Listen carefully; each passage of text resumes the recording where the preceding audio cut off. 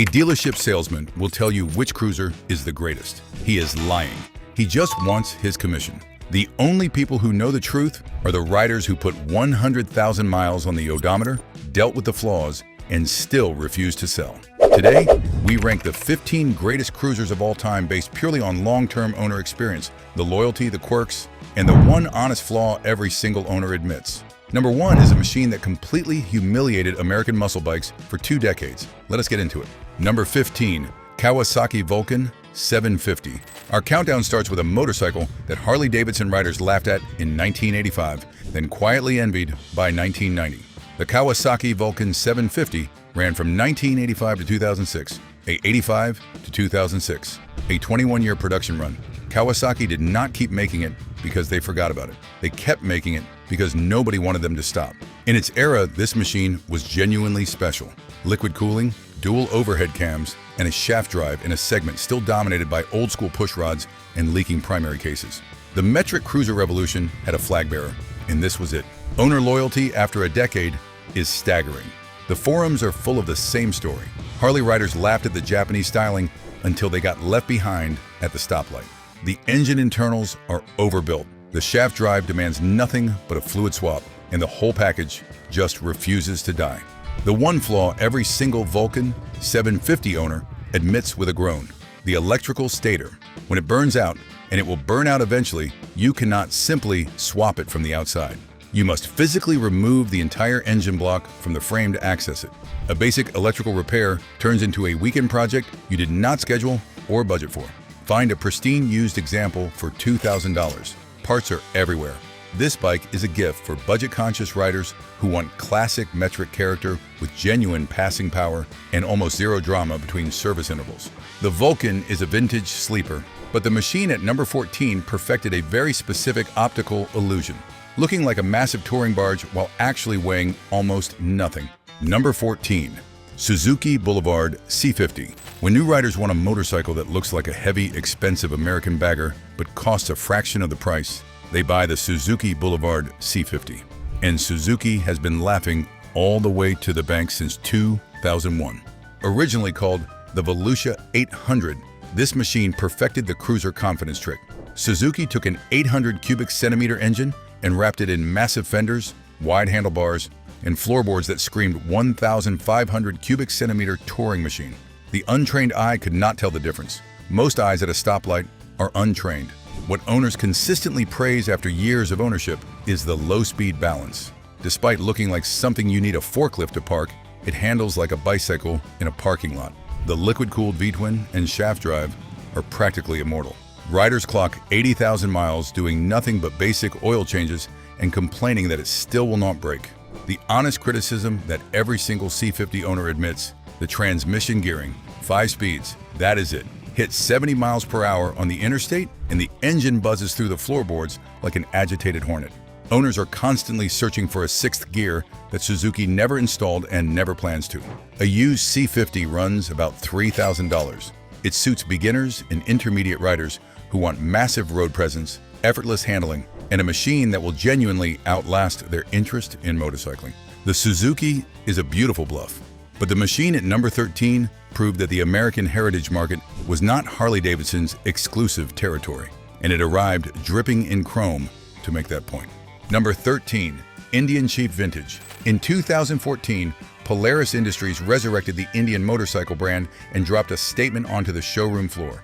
The Indian Chief Vintage said everything it needed to say before you started the engine. The new Thunderstroke 111 cubic inch engine sat under gorgeous Valance fenders, rivers of chrome, and an aluminum frame that hid its considerable mass so well that riding it felt like a complete surprise. Harley-Davidson spent years insisting it was the only guardian of American motorcycle heritage. The Chief Vintage disagreed loudly. Owner surveys from long-term riders say the same thing. It delivers the luxury ride that the competition refused to build. The Thunderstroke engine is robust. The gear-driven primary keeps a maintenance minimal, and the torque curve makes every on-ramp a private celebration. The one criticism that loyal owners admit, usually while sighing: the premium leather. The saddlebags and seat feature beautiful desert tan leather that looks extraordinary on day one. Park it in direct sunlight regularly, and that extraordinary leather rapidly fades, dries, and cracks. Owners must condition the leather every single month without exception, or watch their expensive heritage machine turn into a visual disaster by year 3. Used prices sit firmly around $10,000. It suits heritage riders who want American history paired with modern suspension, genuine torque, and the satisfaction of proving that Wisconsin is not the only state that can build an icon. The Indian delivers premium luxury, but the machine at number 12 takes the opposite philosophy. Build it so simple that neglect is not just acceptable, it is practically irrelevant. Number 12, Honda Shadow Aero 750. If you want a cruiser that will survive the apocalypse, buy a Honda Shadow Aero 750 and stop overthinking it. The Shadow lineage goes back to the 1980s, but the Aero model distilled everything Honda knew about longevity into one package. A simple liquid-cooled 52-degree V-twin mated to a bulletproof shaft drive. No complexity, no cleverness, just engineering that refuses to give up. The owner stories are always the same and always wonderful. Left in a shed for 3 years, new battery, started on the first crank, rode it to work the next morning. The 10-year ownership experience is boring in the best possible way. Gas in, miles out. The bike asks nothing. The flaw that loyalists accept with a shrug, highway passing power. The Shadow produces roughly 40 horsepower. Load it with saddlebags, a passenger, and hit a steep interstate incline, and the engine quietly runs out of enthusiasm. You can pass the slow truck ahead of you. You just need to plan the whole operation from half a mile back. Used models are everywhere at $3,000. This bike is for absolute beginners, daily commuters, and anyone who wants a stylish, low-maintenance machine that will genuinely outlast their patience with more complicated motorcycles. The Shadow is unkillable. The machine at number 11 is also unkillable, but it included 2 engineering decisions that will test your patience on a personal level. Number 11, Yamaha V-Star 1100, the machine that defined the metric heavyweight class for an entire decade. The Yamaha V-Star 1100 ran from 1999 to 2009 and showed an entire generation of riders that a Japanese V-twin could rumble, look mean, and cost far less to maintain than the American equivalent. The dual carburetors, massive cooling fins, and hidden rear monoshock that faked a hardtail aesthetic made this bike feel genuinely special. Owner loyalty after years of riding is fierce. Owners call it the absolute sweet spot. Heavy enough for the highway, light enough for the city, and the air-cooled exhaust note sounds like it costs 3 times as much. The engine block is virtually indestructible. Then Yamaha added 2 engineering decisions that owners are still slightly bitter about. Engineering Decision 1, the starter clutch. If the battery voltage drops and the engine kicks back during starting, the starter clutch shatters. You will then spend quality time at the dealer explaining how it happened. Engineering Decision 2, changing the oil filter requires you to physically unbolt and remove the front exhaust header. A 10-minute job becomes an hour-long philosophical exercise in why motorcycles exist to test your character. Used V-Star 1100s sell for $3,500. This bike suits traditional riders who love the air-cooled aesthetic and are prepared to occasionally become very intimately acquainted with their exhaust system. If this ranking is reminding you why you love these machines, hit that like button right now. The V-Star demands patience. The machine at number 10 demands something else entirely. The attitude of a man who does not care what anyone thinks, because the exhaust is too loud to hear them anyway. Number 10, Harley-Davidson Dyna Wide Glide. If you want to look like an outlaw without actually committing any crimes, you buy the Harley-Davidson Dyna Wide Glide. It showed up in 1993 and survived until 2017, which is appropriate because it looked like it would survive longer than that. The massive raked-out front fork, the 21-inch laced front wheel, the step seat. The Wide Glide shipped from the factory looking like a custom build. It should have cost years and a second mortgage to create. Harley understood that some riders want to look like they built it themselves, not actually build it themselves. Owner experience over years of riding revolves around the Dyna chassis and its rubber-mounted engine. At idle, the V-twin rattles and shakes the whole motorcycle. Roll on the throttle and it smooths out. Owners describe it as the last true, raw Harley. It feels alive beneath you in a way that modern, refined motorcycles deliberately avoid.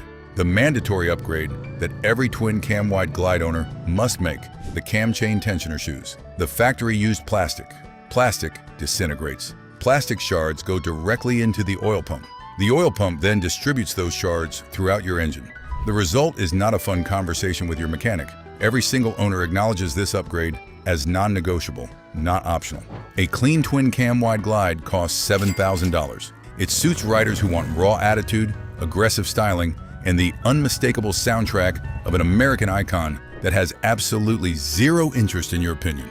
The wide glide shakes the earth. The machine at number 9 points at a distant state and says, "We are going there today, and we are doing it in complete comfort with luggage."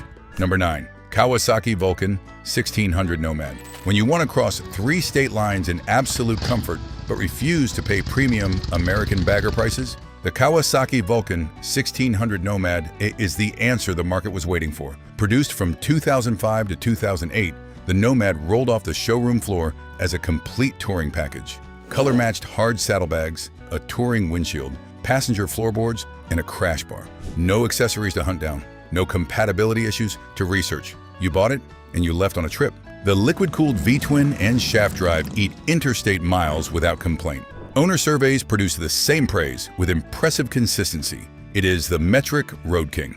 Point it at the horizon and it floats. It does not overheat in traffic, and it does not develop opinions about leaking fluids. The honest flaw every Nomad owner eventually confesses: low-speed weight management. The Nomad carries its considerable mass high on the frame. Get into a steep, off-camera parking lot, and you are actively wrestling the machine rather than simply guiding it. Let it lean past the balance point at a standstill, and gravity takes over with complete disregard for your plans. A fully loaded used Nomad goes for $4,000. This is the machine for budget-conscious touring riders who want integrated hard luggage and bulletproof reliability without the luxury price tag. The Nomad conquers the highway. The machine at number 8 found something the touring segment wanted, but nobody had built yet: muscle cruiser power in a frame you can actually handle.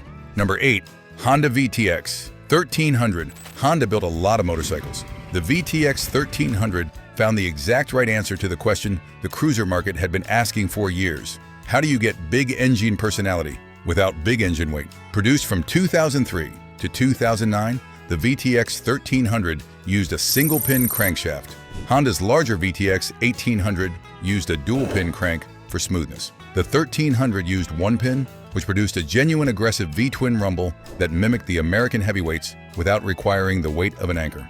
Owner loyalty is fierce. The phrase that appears in every VTX forum discussion: enough torque to rip your arms off, but you can still weave through city traffic. 10 years of ownership requires nothing but fluid changes. The engine block is virtually indestructible, and the aftermarket exhaust industry found this motorcycle extremely inspiring. The flaw that every single VTX 1300 owner has personally experienced: the steering neck bearings. Honda used cheap plastic ball bearings in the factory steering neck. Around 15,000 miles they wear out. The result is a terrifying, violent, high-speed wobble that the community named the VTX Death Wobble. Owners must replace the factory bearings with aftermarket tapered roller bearings immediately. The good news: once you fix it, it stays fixed. Used VTX 1300s are available everywhere for $4,000. It suits intermediate riders who want a muscular, aggressive cruiser that sounds extraordinary with aftermarket pipes. The VTX delivers a metric muscle. The machine at number 7 is the one that appears every time someone closes their eyes and pictures the American motorcycle. Number 7. Harley-Davidson Heritage Softail Classic. When you close your eyes and picture a classic motorcycle, you picture the Heritage Softail Classic. Introduced in 1986, it has been making that mental image ever since. The engineering behind it was an elegant deception. The frame looks exactly like a vintage 1940s rigid hardtail. Harley hid the rear shock absorbers horizontally underneath the transmission where nobody would see them. Vintage aesthetics, modern suspension, no visible evidence of the compromise. Riders got the look of a hardtail without the spine damage of actually riding one daily. Owner versatility surveys consistently show the same appreciation. Unclip the windshield and the saddlebags, and you have a stripped-down bar hopper. Reinstall them, and you have a cross-country touring machine. The Evolution engine models especially earn legendary status for immense durability. These engines do not stop working. They simply accumulate character. The honest flaw every Heritage Softail owner has personally felt in their spine: the suspension travel. Because the shocks hide under the frame, the stroke is short. Hit a significant pothole or a bridge expansion joint at speed, and the rear suspension bottoms out violently. The impact travels straight up through the seat and into your lumbar vertebrae. It is not a motorcycle that tolerates badly maintained pavement with any grace whatsoever. A clean used Heritage Softail commands $8,000.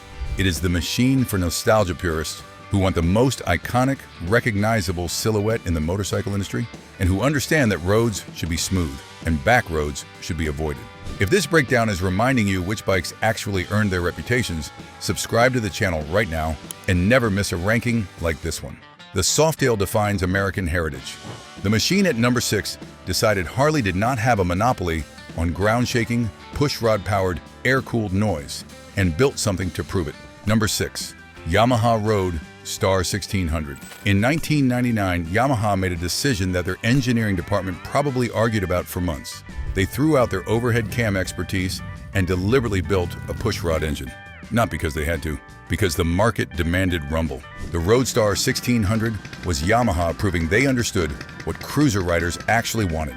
The massive air-cooled pushrod V-twin with belt drive was designed from the ground up to shake at idle, bellow at full throttle, and produce the kind of low-end torque that makes passengers grab the grab rails without being asked.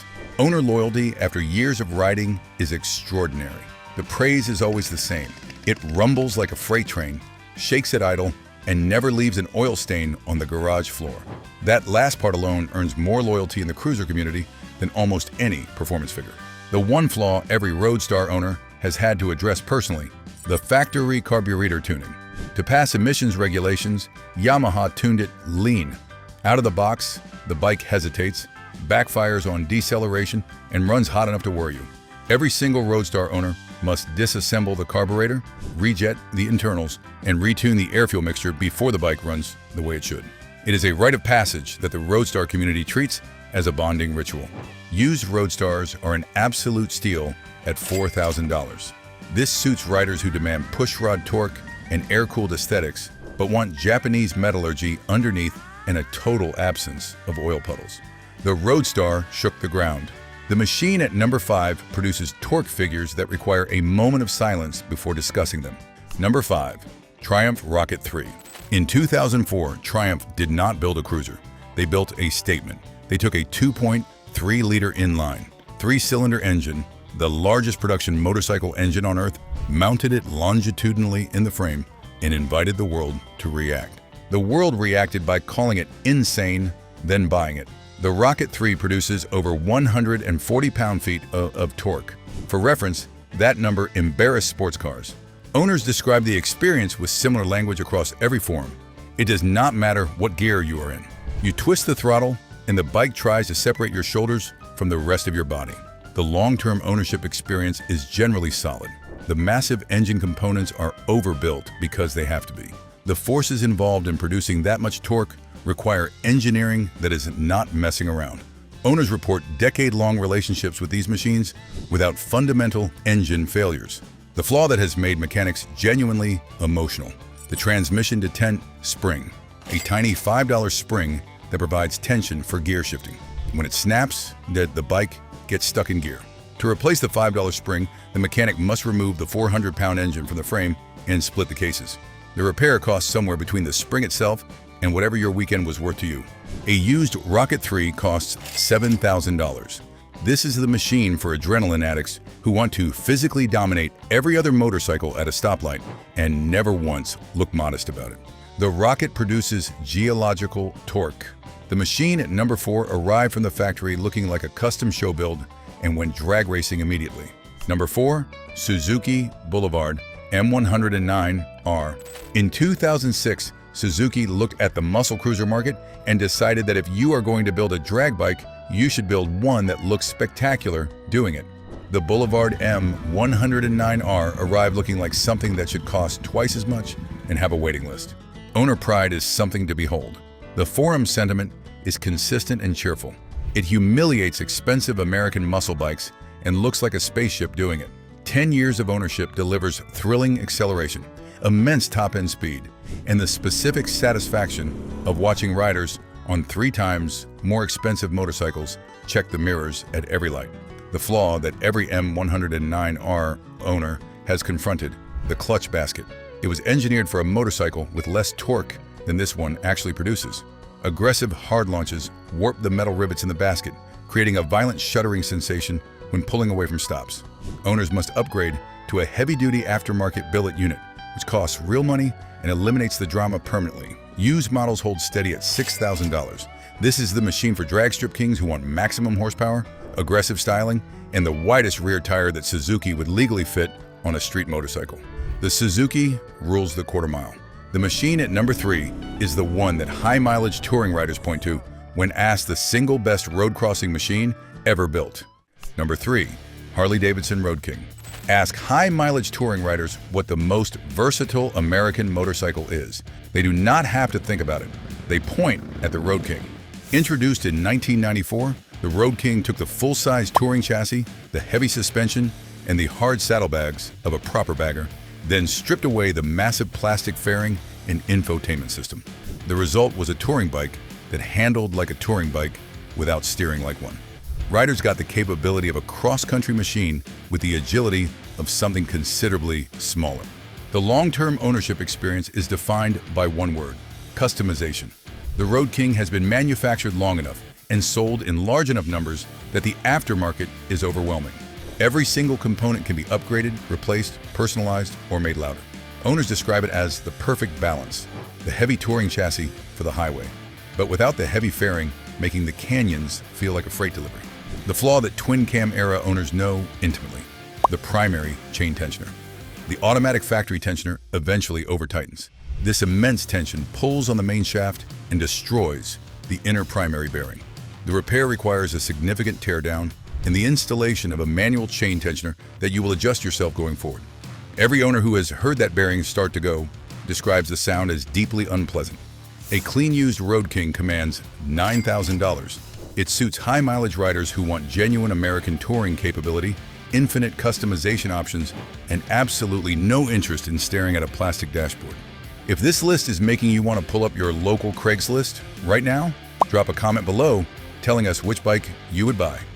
We read every single one. The Road King rules cross-country touring. The machine at number 2 made the entire cruiser segment look noisy and agricultural by comparison, because it is impossible to argue with turbine smoothness. Number 2, Honda Valkyrie GL1500C. In 1997, Honda's engineering team sat down, looked at the Goldwing touring machine, and asked a genuinely dangerous question: what would happen if we put that engine in a cruiser? The answer was the Valkyrie, and it traumatized the competition. A liquid-cooled flat 6-cylinder engine in a stripped-down cruiser frame. While every other manufacturer was building shaking, vibrating V-twin S, Honda built a cruiser with a power delivery of an aircraft engine. 6 individual carburetors, immense horsepower, and a party trick that became famous: balance a coin on its edge on top of the engine block at idle. The coin does not move. That is how smooth it is. Owner love for the Valkyrie after decades of riding is fierce and almost religious. The Flat 6 crosses 300,000 miles without a rebuild if you maintain it. The smoothness at highway speed is something owners describe as genuinely unlike anything else in motorcycling. Not better than other bikes in the way one car is faster than another. Different in a way that is hard to explain without riding one. The maintenance flaw that every Valkyrie owner dreads: 6 carburetors. 6. One carburetor gummed up by ethanol-blended winter fuel is an annoying afternoon. 6 gummed-up carburetors require mechanical skill, patience, and a budget that makes owners consider whether the coin trick is worth it. Perfectly synchronizing all 6 after a rebuild requires equipment and expertise that most garages simply do not have. A well-maintained Valkyrie sells for $6,000, which is genuinely remarkable for what you are getting. It suits riders who demand absolute turbine smoothness and who will religiously keep ethanol fuel away from their machine every winter without exception. The Valkyrie is a masterpiece of smoothness. The machine at number 1 is the opposite of smooth. It is violent, terrifying, and deliberately dangerous in ways that made it legendary. Number 1, Yamaha V-Max Generation 1. The greatest cruiser ever built is not a relaxed touring bike. It is not a comfortable cross-country machine. It is a terrifying, overpowered, deliberately violent drag bike that completely altered what a cruiser was allowed to be. Introduced in 1985 and surviving virtually unchanged until 2007, the Generation 1 V-Max introduced the V-Boost system. Yamaha took a massive 1,200 cubic centimeters V4 engine, and installed butterfly valves in the intake manifold. At 6,000 revolutions per minute, a servo motor ripped the butterfly valves open. Each cylinder suddenly received fuel from 2 carburetors simultaneously. The result was a violent surge of horsepower that physically threatened to separate the rider from the motorcycle. Owner testimonials are essentially competitive about who was more frightened. The phrase that appears across every V-Max forum, in every language, in every country. It accelerates so violently, your vision blurs. The V4 engine is spectacular over the long term, provided you respect the maintenance schedule. Owners who do report decade-long relationships with this machine that they describe with something approaching reverence. And the flaw that every single V-Max owner admits with the resigned look of someone who knew what they were buying: the chassis. 140 horsepower inside a weak, flexible, tubular steel frame with spindly front forks and brakes that were inadequate for the speed this engine produces. When the V-boost hits on a curved road, the frame physically flexes. It accelerates like a missile. It cannot turn. It absolutely cannot stop. Owners purchase better brakes as the first modification, not the last. A clean Generation 1 V-Max sells for $4,000. This is genuinely one of the greatest bargains in motorcycling history, given what it represents. It is the buy-once machine for adrenaline addicts who want to own a piece of history that was too fast, too raw, and too honest to be commercially acceptable for long. The industry wants you to believe the newest, most expensive cruiser is the best one. That is a sales strategy. The riders who put the miles on know the truth. Reputation is earned on asphalt, not in marketing campaigns. Every machine on this list earned it. 15 machines, 15 decades of loyal owners who put 100,000 miles on the odometer and would do it again. None of them perfect, all of them worth it. Continue the ride and subscribe to our channel. Don't forget to subscribe and like this video. See you on the road, vroom vroom.